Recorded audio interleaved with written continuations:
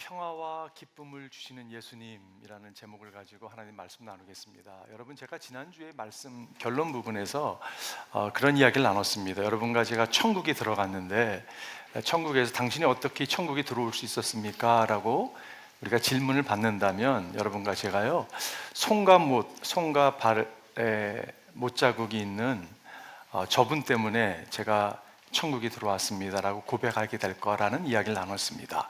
여러분과 제 삶 가운데 여러분 타인으로부터 저 사람이 지금 상황이 굉장히 안 좋은 걸 내가 알고 있는데 상황이 어떤 면에서 비참한 가운데 있음에도 불구하고 어떻게 저분은 평화와 기쁨을 유지할 수 있을까라고 질문을 한다면 여러분과 제가 예수 그리스도 때문에 이것이 가능합니다라고 고백하는 자리에 나아가기를 기도합니다. 여러분, 쉬운 이야기는 아니죠. 그러나 그러한 자리에 여러분과 제가 나아가기를 기도해요. 여러분, 오늘 본문의 배경은 오늘 본문에서 오늘 찬양 선거에도 너무 감사합니다. 평화와 기쁨이 오늘 이렇게 찬양되는 찬양이었는데 오늘 본문에 보게 되면 평화라는 단어와 기쁨이라는 단어가 나오죠. 여러분, 평화와 기쁨, peace and joy는요, 성령의 열매인 것을 우리가 알 수가 있습니다. 배경을 이렇습니다. 우리가 지금 아직도 요한복음 14장에 머물고 있는데 오늘 마무리하게 되는데, 여러분, 요한복음 14장에 예수님께 당신이 제자들을 떠나서 이제 십자가를 질 것에 대한 이야기를 하시죠. 그 이야기를 접한 제자들이 낙심했습니다. 염려했습니다. 근심했습니다. 그들에게 주님께서 약속의 말씀을 하세요. 무슨 약속을 하십니까? 너희는 마음에 근심하지 말라. 하나님을 믿니 나를 믿으라. 내 아버지 집에는 거할 곳이 많다고 천국에 대한 소망의 약속을 해주시는 것을 우리가 알 수가 있어요. 그리고 나는 떠나지만 너희가 낙심하지 않아야 될 것이 있는데 그것은 또 다른 보혜사 성령을 내가 너에게 보내줄 것이다. 그리고 그분이 너의 삶을 인도해 주실 거야 라고 하는 이러한 격려의 말씀, 약속을 하고 있는 것을 보게 됩니다. 여러분, 우리의 삶에 제자들이 직면한 이런 낙담스러운, 근심스러운 두려움 가운데 있을 수가 있습니다. 그거 여러분과 저의 모습이라면 오늘 주님께서 여러분과 저에게 우리가 평화를 붙들 수 있고 기쁨을 붙들 수 있는 그것을 유지할 수 있는 그 비밀을 여러분과 저에게 이렇게 드러내 주시기를 기도합니다. 여러분, 어떤 상황 가운데서도 우리는요, 평화를 붙들 수 있습니다. 우리는 기쁨을 붙들 수 있어요. 그 이야기를 오늘 주님께 듣는 여러분과 제가 되기를 바랍니다. 첫 번째 이유는요, 우리 안에 성령님이 거하시기 때문에 그렇습니다. 여러분과 저희 안에 누가 거하세요? 성령님이 거하세요. 그렇기 때문에 여러분, 성령님은 어떤 분이십니까? 하나님이세요. 그분은 여러분, 우리가 그분을 바라볼 때 우리의 상황을 초월할 수 있는 능력을 경험하게 됩니다. 우리를 바라보면 자질스럽습니다. 염려, 근심이 당연히 찾아올 수밖에 없죠. 그런데 우리의 능력과 경험을 바라보는 게 아니라 우리가 성령 하나님을 바라볼 때 그분 때문에 평안과 기쁨을 누릴 수 있는 것이에요. 오늘 본문에 보니까 그러나 보혜사 곧 아버지께서 내 이름으로 보내실 성령께서 너에게 모든 것을 가르쳐 주실 것이며 또 내가 너에게 말한 모든 것을 생각나게 하실 것이다. 영어로는 카운슬러라고 표현하고 있습니다. advocate라고 하는 단어, 헬퍼라는 단어를 쓰고 있는데 보혜사, 옆에 불러서 옆에 계신 그분이 여러분 것을 어떻게 하냐면요, 인도하시는 분이세요. 여러분 믿으십니까? 우리 삶의 인도자는 하나님이세요. 성령님이세요. 우리가 우리의 삶을 계획하고 이끌고 나가는 것 같지만 절대 그럴 수 없습니다. 왜냐? 여러분과 제 우리 삶을 주님께 드렸다면 우리 삶의 주인은 하나님이세요. 성령님이세요. 예수님이세요. 그분이 우리의 인생을 이끌어 가십니다. 복음성가 가운데 내 일생 여정 끝내요 강 건너 언덕 이를 때 하늘물 향해 말하리. 예수 인도하셨네. 여러분과 제가요, 이렇게 고백할 것입니다. 여러분 삶에 두려움이 찾아오지 않습니까? 저도요, 목회하면서 그런 두려움에 휩싸였던 수많은 나날들이 있었고 지금도 완전히 해방됐다고 얘기할 수 없지만 어느 순간 주님께서 저희 가르쳐 준 게 있어요. 하나님, 저희 부족함 때문에 주님께서 맡겨준 성도를 제가 잘 섬기지 못하면 어떡할까 하는 두려움이 있었거든요. 주님께서 저의 그것은 교만이라는 말씀을 해주셨어요. 내가 나의 백성을 책임지고 이끌지 네가 뭐라고 라고 하는 그 말씀을 제가 전해 듣고서요, 마음의 평화가 찾아왔습니다. 내 능력이 아니라는 거예요. 성령의 능력이라는 것이에요. 그분이 여러분까지 삶을 인도하십니다. 우리는요, 그분을 신뢰하고 믿고 따를 뿐이에요. 그분은 어떤 분이십니까, 여러분? 오늘 앞절에 보니까 너에게 모든 것을 가르쳐 주실 것이라고 말씀하고 있어요. 성령님은 여러분과 저에게 모든 것을 가르쳐 주시는 분이세요. 세상의 기준으로 볼 때는 이렇게 환경이 허락하지 않아서 교육을 못 받으신 분이신데 성령을 받으신 분들이 계세요, 그죠? 그런데 반면에 세상 교육은 많이 받으셨는데 전혀 성령을 모르는 분이 있습니다. 성경을 읽게 되면요, 전혀 이해하지 못합니다. 그런 분들이 어느 정도 그냥 지적으로는 성경을 이해할 수 있지만 성경에 하나님의 음성이 들리지 않습니다. 근데 여러분 경험했을 거예요. 수많은 사람들이 세상적인 정말 권사님 된 날을 보게 되면요, 와, 그 성경을 이해하는 이해력이요, 통찰력이요, 대단합니다. 신학 박사 못지않게 통찰력을 갖고 있어요. 어떻게 가능할까요? 성령을 받았기 때문에 가능한 것이에요. 성령이 여러분 가르쳐 주기 때문에 가능한 것입니다. 우리가 14장에 보게 되면 도마나 빌립이나 가롯 유다는 또 다른 가롯이 나오잖아요. 이 사람들이 보게 되면 좀 뭔가 부족해 보이는 모습을 보게 돼요. 이해력이 부족했습니다. 근데 여러분, 오순절 성령이 임하고 마가에 들어가면 성령이 임하고 그때 성령을 받았을 때 완전히 다른 사람이 되죠. 여러분, 성경을 이해하는 게 달라집니다. 여러분과 저도 마찬가지예요. 성경, 여러분 잘 아는 말씀인데 모든 성경은 하나님의 영감으로 된 것으로서 교훈과 책망과 바르게 한 것, 의로 교육하여 유익합니다. 성경은 하나님의 사람을 유능하게 하고 그에게 온갖 선한 일을 할 수 있게 하는 것입니다. 모든 성경은 하나님의 영감으로 된 것으로 감동으로 되었기 때문에 하나님의 성령을 받은 사람이 성경을 이해할 수 있는 것이.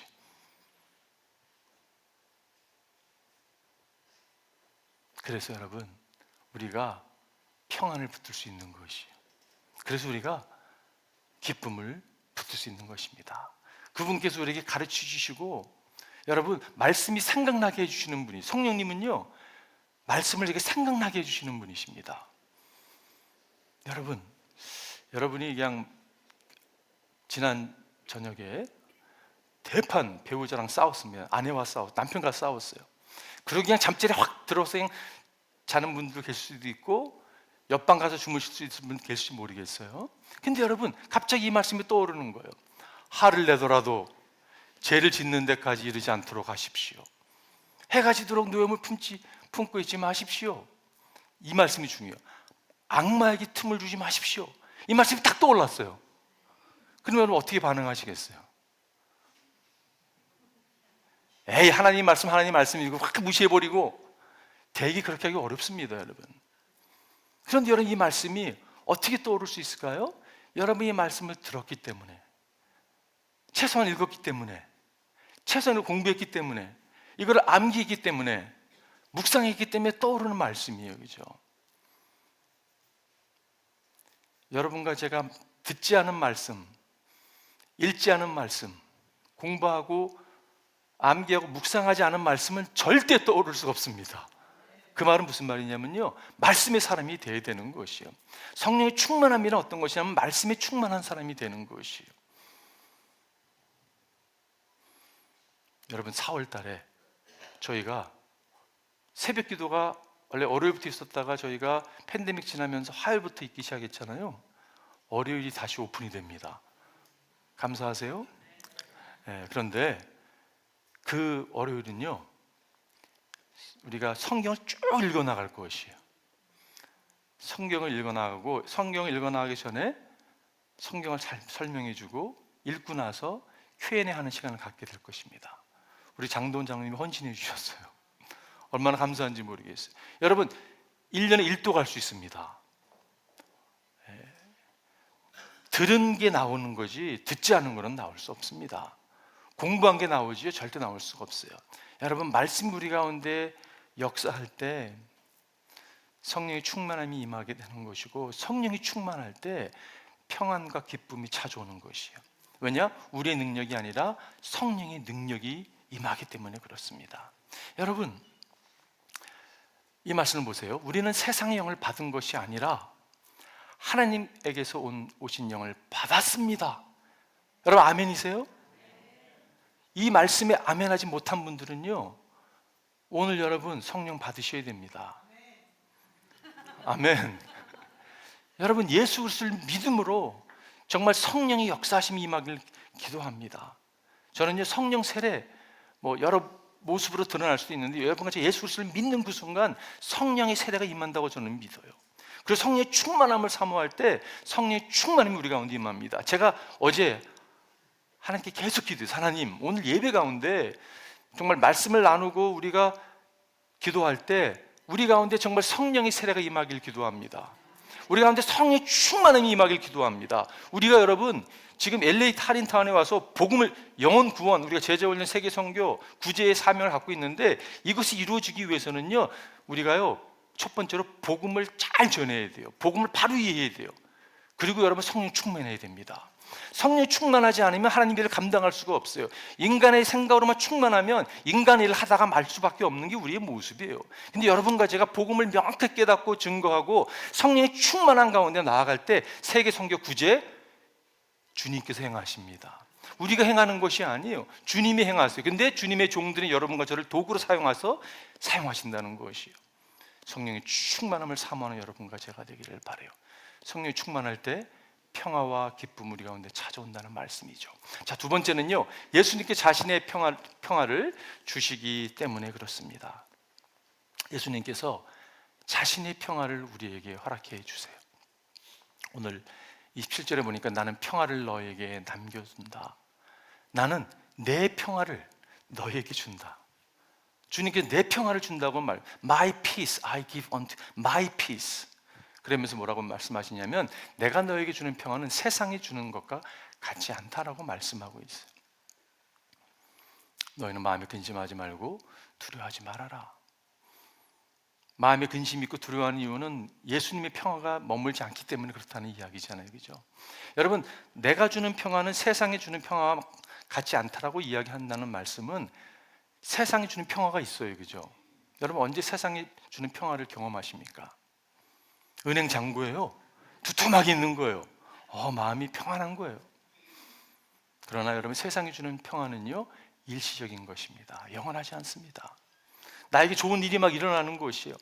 어떤 분들은 막 취미생활하면서도 막 평안을 누리기도 하고요, 약물을 수용하면서도 술에 취해서 그런 거를 경험할 수도 있겠죠. 그러나 그것은 영원하지 않고 주님이 주는 평화가 아니라는 것이에요.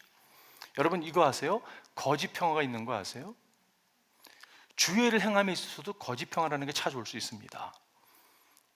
예를 들어서 이렇게 예를 들 수 있는 것 같아요. 여러분 존 하이드라는 분 계셨죠. 이분이 이 책을, 유명한 책인데 아마 읽은 분이 많이 있을 것입니다. 이분은요 기도의 사람이었습니다. 아버님이 장로교 목사님이셨어요. 젊은 나이에 선교를 헌신하고 선교지로 떠났습니다. 자부심이 있어요. 하나님께 나를 세계적인 선교사로 만드실 거야. 자부심을 가지고 나봐, 이렇게 잘 준비된.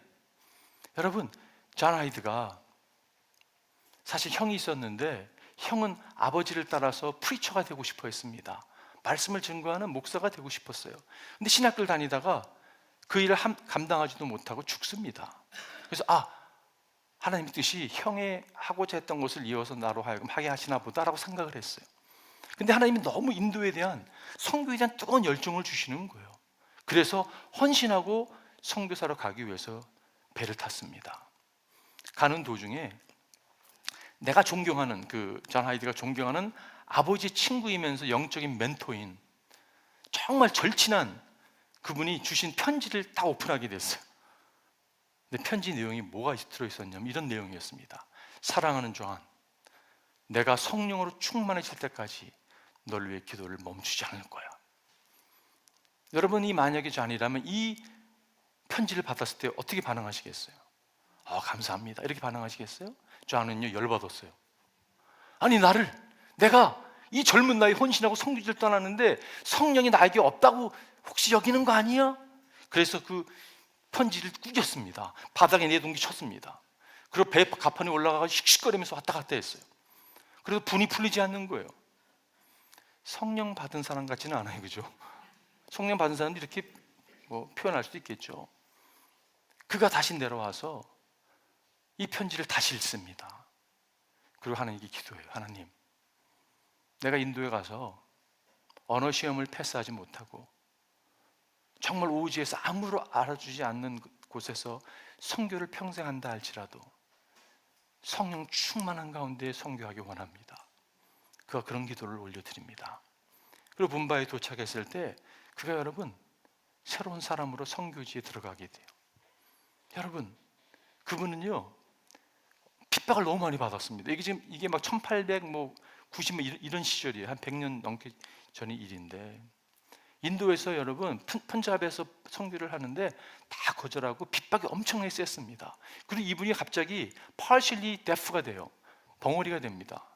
언어를 제대로 감당하지 못할 정도로. 그래서 이분이 한 게 뭐냐면 늘 기도했어요. 기록에 보면 36시간을 쉬지 않고 기도했다는 기록이 있고, 주야로 부흥 집회를 놓고 30일을 주야로 기도했습니다. 그는 기도의 사람이었어요. 여러분, 기도하기는, 저는요 제가 믿기로는 그분이 기도를 드리면서 무엇을 경험했길래 그 선교에서 이런 선교를 감당할 수 있었을까? 아무도 알아주지 않는 데서 주님이 주시는, 임재와 허락하시는 평안과 기쁨 때문에 그 일을 감당했다고 저는 믿습니다. 세상이 주는 평안이 아니에요. 이건 하나님만 줄 수 있는 평안이에요.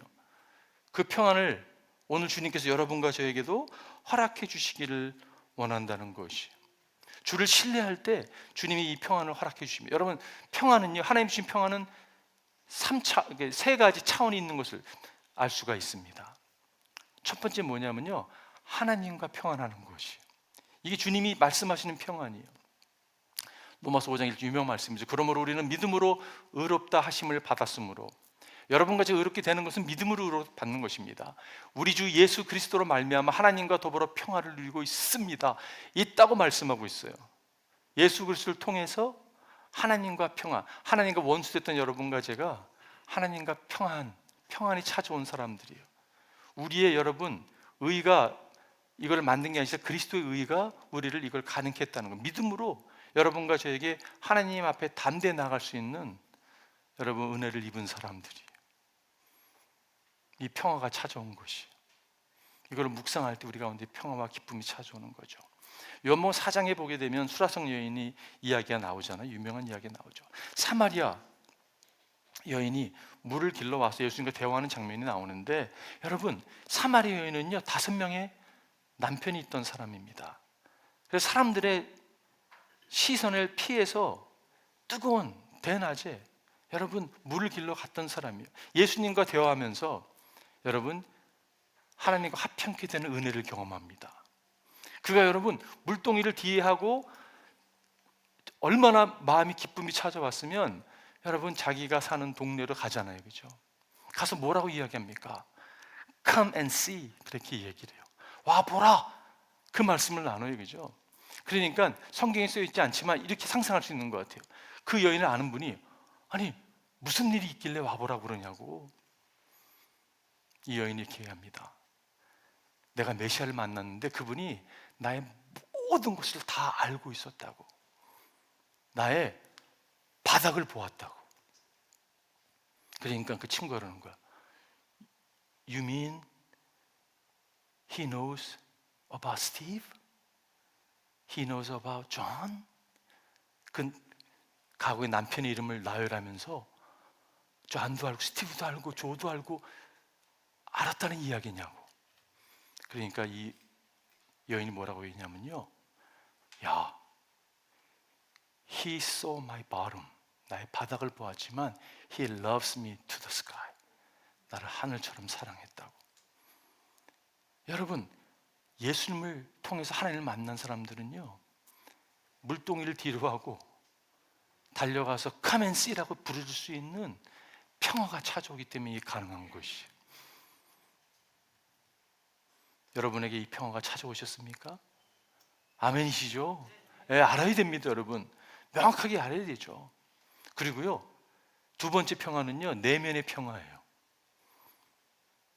그래서 주님께서 이렇게 마음에 근심하지 말라, 이렇게 염려하지 말라라고 선포하고 계시는 거거든요. 여러분, 시편 읽게 되면 정말 많은 시편 가운데 이렇게 하나님께서 이 내면을 타치하시는 그 구절이 너무 많잖아요, 그죠? 뭐 이런 메시지입니다. 57편 7절에 보면 하나님, 나는 내 마음을 정했습니다. 나는 내 마음을 확실히 정했습니다. 두 번 반복해요. 내가 가락에 맞추어 노래를 부르겠습니다. 이 시편 57편의 말씀의 배경은요, 여러분, 사울이 다윗을 죽이겠노라고 군대를 앞장 세워서 쫓아다닙니다. 지금 다윗이 지금 굴 속에 숨어 있는 거예요. 그러면서 하나님께 막 은혜를 구하죠. 그러고 나서 그가 이렇게 얘기합니다. 나는 내 마음을 정했습니다. 내 마음이 확정됐습니다. 그러면서 주님께 노래하는 장면이 나와요. 여러분, 사실 내적인 평화가 어떤 의미에서는 투쟁해야지 찾아오는 것입니다. 그냥 찾아오는 게 아니라, 여러분, 무슨 말이지? 잘못 들었나 생각할지 모르겠어요. 투쟁해야 되는 것, 내 감정이 호소해야 되는 거예요. 이게 믿음입니다, 여러분. 하나님 선포하는 거. 주님, 내가 결정했습니다. 확정했습니다. 나와 나의 집은 당신을 믿고 신뢰하고 따르겠습니다라고 선포하는 거거든요. 그럴 때 내적인 평화가 찾아오는 것이요. 주님이 주는 평화는 또한 타인과의 화평인 것을 알 수가 있습니다. 여러분, 예배소 말씀해 보게 되면 그리스도는 우리의 화평, 평화이십니다. 그리스도께서는 유대 사람과 이방 사람이 양쪽으로 갈라져 있는 것을 하나로 만드시는 분이십니다. 그분은 유대 사람과 이방 사람 사이를 가르는 담을 자기 몸으로 허무셔서 온생 것을 없애시고, 이방인과 이스라엘 사람은요, 물과 기름 같은 도저히 섞일 수 없는, 하나 될 수 없는 사람들이거든요. 근데 예수님께서 그거를 허무신 거예요. 여러분, 감정이 호소하듯이 이것도 투쟁이 될 것입니다. 여러분과 저희가 관계가 좀 불편한 게 있을 수가 있어요. 교회 안에서도요. 어떤 사람이 나한테 상처를 줬어요. 그래도 여러분, 믿음으로 다가가서 손 내미는 여러분과 제가 되기를 바라요. 그럴 때 평화가 찾아오는 것이에요. 제가 여러분 질문해 볼게요. 여러분, 저 부부들에게 질문해 볼게요. 여러분, 싸우시면 누가 먼저 화해의 손을 내미세요? 남편이요? 네. 사람마다 다를 것 같아요. 제가 찾아봤어요. 요즘 젊은이들은 어떻게 생각할까? 한번 설치해 보니까 용기 있는 사람이 손을 내민다. 이건 세상 사람들이에요. 용기 있는 사람이 손을 내민다. 어떤 분이 이렇게 반응한 사람도 있었어요. 시간을 끈다고요. 시간을 끄는데 어느 순간 눈이 마주치면 남편이 씩 쪼갠다. 안 웃으려고 노력한다. 그런 아내들이 있을 수가 있어요, 그죠? 여러분, 답이 뭔지 아세요? 성경이 있습니다. 여러분 쪽에서 할 수 있는 대로 모든 사람과 더불어 화평하게 지내십시오. 여러분 쪽에서 남편이 해야 돼! 아니, 이게 아닙니다, 여러분. 여러분 쪽에서 성령이 충만한 사람은요, 손 내미는 사람들이에요. 그럴 때 평화가 우리 가운데 찾아오는 걸 알 수 있죠. 마지막 세 번째는 예수님께서 아버지께 가실 것이기 때문에 그렇습니다. 우리가 어떻게 평화와 기쁨을 유지할 수 있는가? 예수님께서 아버지께 가실 것이기 때문이라고 말씀하고 있어요.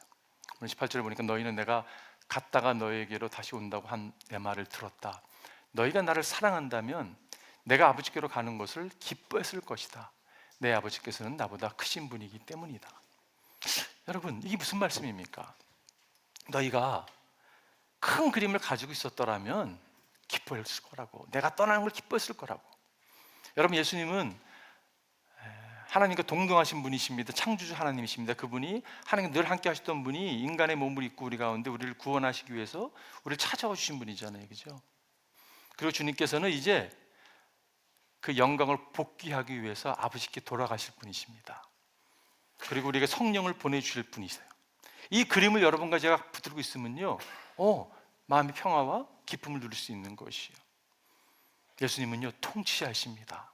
역사를 주관하신 분이세요. 여러분 믿으십니까? 예수님은 하나님 우편에서 여러분과 저를 기도할 뿐 아니라 모든 걸 역사를 주관하시고 통치하시는 분이세요. 그렇기 때문에 우리 삶 가운데 일어나는 모든 것은요, 하나님의 섭리 가운데 하나님이 일하시는 것이에요. 이것을 믿을 때 마음의 평화가 찾아오는 것이에요. 아, 주님이 나의 삶을 주관하고 계시는구나. 여러분, 이 말씀 너무 잘 알잖아요, 그죠? 하나님을 사랑하는 사람들, 곧 하나님의 뜻대로 부르심을 받은 사람에게는 모든 일이 협력하여 선을 이룬다는 것을 우리가 압니다. 대단한 말씀이죠. 여러분, 케이크 좋아하시는 분 계세요?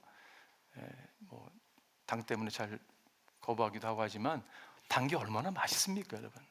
케이크 참 맛있잖아요, 그죠? 근데 여러분, 케이크를 만들기 위해서는 재료들이 많이 필요한 걸 알 수가 있어요. 잘은 모르겠지만 밀가루도 필요할 거고, 설탕, 소금, 무슨 계란, 쇼트닝, 뭐가 많을 거 아니에요, 그죠? 여러분, 그 재료를 따로 먹는다고 생각해 보세요. 맛이 너무 없을 거 아니에요, 그죠? 밀가루만 계속 먹는다고 생각해 보십시오. 근데 여러분, 우리 삶에 왜 내 인생이 이해가 안 될 때가 있어? 왜 이런 일이 나의 삶이 일어나는가? 아니, 하나님 어떻게 그럴 수가 있습니까? 라고 하나님께 따지고 싶은 마음이 찾아올 때도 있습니다. 하나만 보게 되면요, 이게 맛이 영 아니거든요. 근데 하나님은요, 이거를 믹스해서 구워서 맛있는 케이크를 만드시는 분이세요. 이것을 믿는 거예요. 아, 하나님은 모든 삶은 나의 삶을 다스리고 계시는 분이셔. 그분은 통치자셔. 내가 이해하지 못한다고 해서, 전체 그림을 이해하지 못한다고 해서 낙마할 게 없다는 것이요. 여러분, 주님께서 통치자로 우리 삶에 역사하십니다. 여러분과 저는요, 믿음을 선택할 뿐이에요. 그분은 통치자세요. 3절에 보니까 나는 너희와 너 더 이상 말을 많이 하지 않겠다. 이 세상의 통치자가 가까이 오고 있기 때문이다. 그는 나를 어떻게 할 아무런 권한이 없다. 여러분, 예수님은요, 당신께서 의도하시고 결정해서 당신께서 하나님께 순종하고 나갔던 분이잖아요, 그죠? 사탄에게 권위가 없다는 것이에요. 다만 내가 아버지를 사랑한다는 것과 아버지께서 내게 분부하신 그대로 내가 행한다는 것을 세상에 알려지는 것이다. 일어나서 여기서 떠나자라고 말씀하고 있어요. 예수님은 여러분, 요한복음 10장에서도 말씀하시다. 아무도 내게서 내 목숨을 빼앗아가지 못한다. 나는 스스로 원해서 내 목숨을 버린다라고 말씀하고 있어요. 우리를 사랑하셔서 주님께서 목숨을 버리기까지 여러분 우리를 사랑하셨다고, 그래서 결정을 하시고 그거를 주관하고 계시다고 말씀하는 거잖아요, 그죠? 나는 목숨을 버릴 권세도 있고 다시 얻을 권세도 있다. 이것은 내가 아버지께로부터 받은 명령이다라고 말씀하고 있어요. 하나님은 오늘도 역사를 주관하고 계시고 여러분과 제 삶을 주관하고 계십니다. 믿음으로 우리가 믿음을 선택하는 것이, 이 이해가 적절할지 모르겠는데 이렇게 한번 예를 들어볼게요. 켄이라고 하는 청년이 있었습니다. 주일이에요. 비가 내리는데 차를 타고 교회를 향하고 있는데, 이 차가 어떤 차냐면 그 투시를, 자리가 한 사람밖에 태우지 못하는 차를 타고 가고 있는데, 성도님들이 교회에 이렇게 세 분이 우산을 맞고 이렇게 버스를 기다리고 계시는 거예요. 첫 번째 분은요, 비만 오면 간절림이 심한 권사님이세요. 이분을 태워드려야 되나 하는 생각이 들었습니다. 두 번째는요, 이 켄 형제의 죽을 뻔했던 적이 있었는데, 그 의사 선생님, 그 교회 장로님이신데 그 장로님을 통해서, 그러니까 생명의 은인 같은 분이세요. 지금 은퇴했지만 저분을 태워드려야 되나 하는 생각이 들었어요. 세 번째는요, 교회 나온 지 6개월밖에 안 되는 자매인데, 줄리라고 하는 자매인데 너무 마음에 드는 거예요. 그리고 하나님께 이런 기도를 했어요. 하나님, 혹시 하나님의 섭리가 있다면 저 자매랑 좀 잘 되게 해달라고 기도를 갖다가 그 자매가 오는 그날부터 기도해가지고 첫눈에 바래가지고 계속 기도하고 있었습니다. 3초의 시간이 주어졌어요. 결정을 내려야 되는 거예요. 만약에 여러분이 켄이라면 여러분은 어떤 결정을 내리시겠습니까? 무엇이 하나님의 섭리라고 여기고 결정을 내리시겠어요? 네? 하나님께서 지혜를 주셨습니다. 차를 멈춰 세우고 장로님, 권사님이 간절림이 심해서 비 맞고 오랫동안 버스를 기다릴 수 없습니다. 여기다 옆에 태워드리고, 장로님께 키를 건네시면서 장로님, 운전하고 교회를 가십시오. 저는 우리 저 자매님과 함께 우산을 같이 맞고, 하나님 지혜를 주셨던 것 같아요, 그죠? 적절한 예언인지는 모르겠어요. 하나님은요, 섭리 가운데 일하세요. 근데 우리에게 선택은 뭐냐면요, 예수님을 선택하는 거예요. 믿음을 선택하는 것이요. 자, 결론 지면서 여러분, 평화라는 것을 가장 아름답게 묘사하는 그림을 여러분 들어보셨을 거예요. 그 그림을 찾기 위해서 컨테스트를 열었는데 1등 그림이 어떤 그림이었냐면 그 폭풍이 막 쏟아지는 절벽 밑에 한 새가, 어미새가 새끼새를 품고 있는 거예요.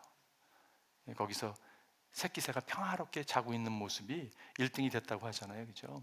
여러분, 평화라는 것은요, 두려움과 환경의 그 어려움을 초월한 평화가 평화죠.